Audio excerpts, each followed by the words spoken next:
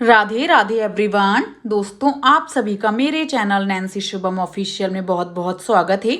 आज की इस वीडियो में आप सुनेंगे हमारी सटतिला एकादशी व्रत की पौराणिक कथा कहानी। 6 फरवरी 2024 को सटतिला एकादशी दोस्तों आने वाली है। आइए कथा की शुरुआत करते हैं।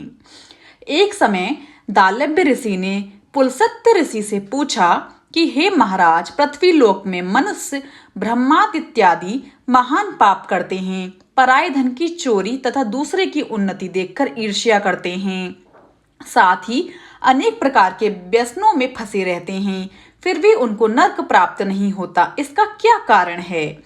वे ना जाने कौन सा दान पुण्य करते हैं जिससे उनके पाप नष्ट हो जाते हैं।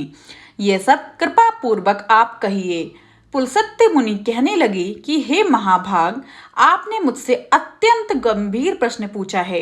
इससे संसार के जीवों का अत्यंत भला होगा।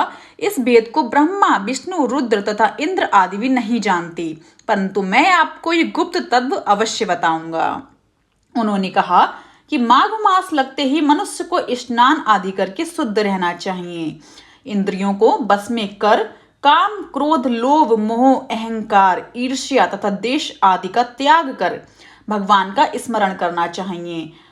पुष्य नक्षत्र में गोबर, कपास, तिल मिलाकर उनके कंडे बनाना चाहिए। उन कंडों से 108 बार हवन करना चाहिए। उस दिन मूल नक्षत्र हो और एकादशी तिथि हो तो अच्छे पुण्य देने वाले नियमों को ग्रहण करें। स्नान आदि नित्य क्रिया से निर्वृत्त होकर सब देवताओं के देव श्री भगवान का पूजन करें और एकादशी व्रत धारण करें। रात्रि को जागरण करना चाहिए। उसके दूसरे दिन धूप, दीप, नैवेद्यम आदि से भगवान का पूजन करके खिचड़ी का भोग लगाएं। तत्पश्चात पेठा, नारियल, सीताफल या सुपारी का अर्घ देकर स्तुति करनी चाहिए। हे भगवान, आप दीनों को शरण देने वाले हैं, इस संसार सागर में फंसे हुओं को उद्धार करने वाले हैं।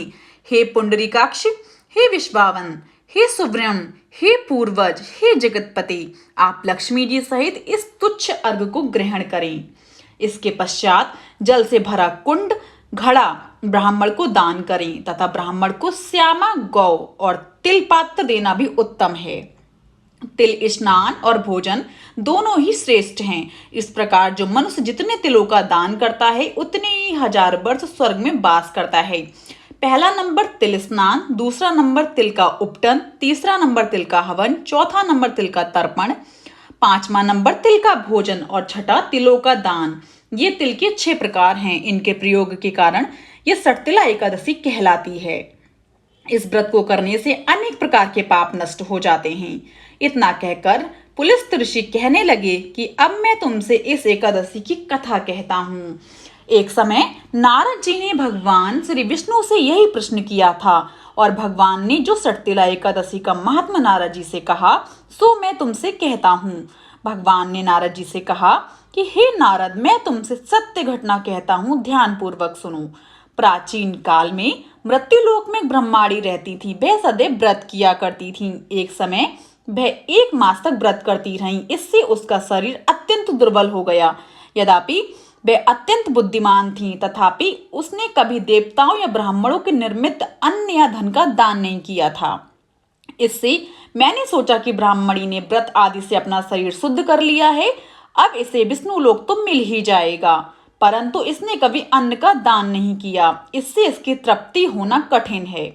भगवान ने आगे कहा, ऐसा सोचकर मैं भिखारी के वेश में मृत्युलोक में उस ब्राह्मणी के पास गया और उससे भिक्षा मांगी। वह ब्राह्मणी बोली, महाराज किस लिए आए हो आप? मैंने कहा, मुझे भिक्षा चाहिए। इस पर उसने एक मिट्टी का डेला मेरे भिक्षा पात्र में डाल दिया। मैं उसे लेकर स्वर्ग में लौट आया। कुछ समय बाद ब्रह्माणी भी शरीर त्याग कर स्वर्ग में आ गई। उस ब्रह्माणी को मिट्टी का दान करने से स्वर्ग में सुंदर महल मिला, परंतु उसने अपने घर को अन्य आदि सब सामग्रियों से शून्य पाया। घबराकर वह मेरे पास आई और कहने लगी, हे भगवान, मैंने अनेक व्रत आदि से आपकी पूजा की, परंतु फिर भी मेरा घर अन्न आदि सब वस्तुओं से शून्य है। इसका कारण क्या है, मुझे बताइए। इस पर मैंने कहा, पहले तुम अपने घर जाओ, देव स्त्रियां आएंगी तुम्हें देखने के लिए। पहले उनसे सटतिला एकादशी का पुण्य और विधि सुन लो, तब द्वार खोलना।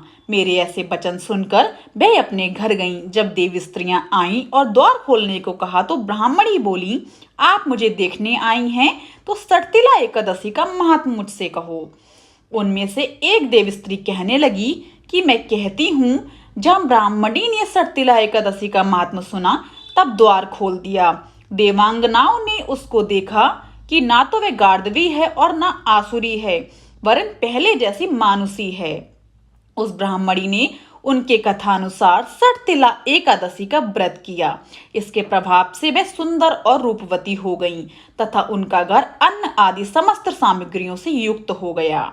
अतः मनुष्यों को मूर्खता त्याग कर सटतिला एकादशी का व्रत और लोभ ना करके तिलादि का दान करना चाहिए।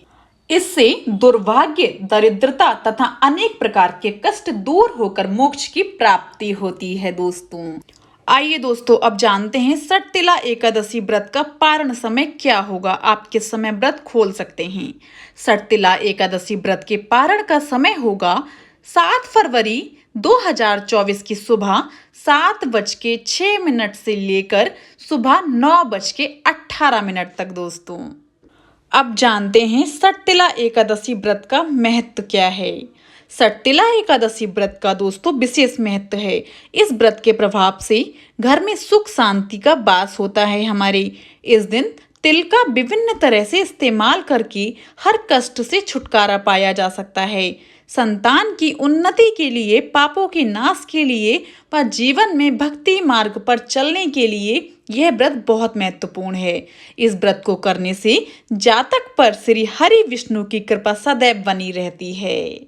आज की यह वीडियो मैं यहीं पर समाप्त करती हूँ। अगर आपको आज की ये वीडियो पसंद आई हो, जानकारी पसंद आई हो, तो जाने से पहले मेरे चैनल को लाइक, शेयर एंड सब्सक्राइब करना बिल्कुल भी ना भूलें।